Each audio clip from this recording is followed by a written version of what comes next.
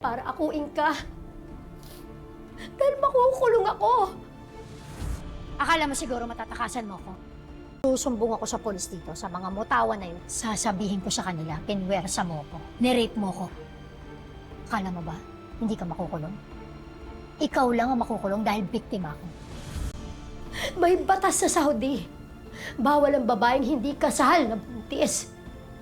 Kaya pinikot ko, sige bilangin mo.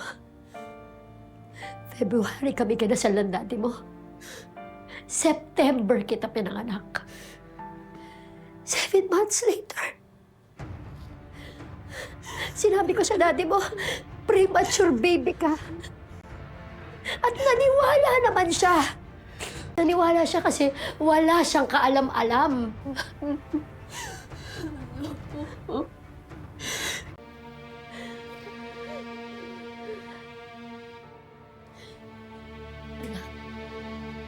Tulungan mo ako.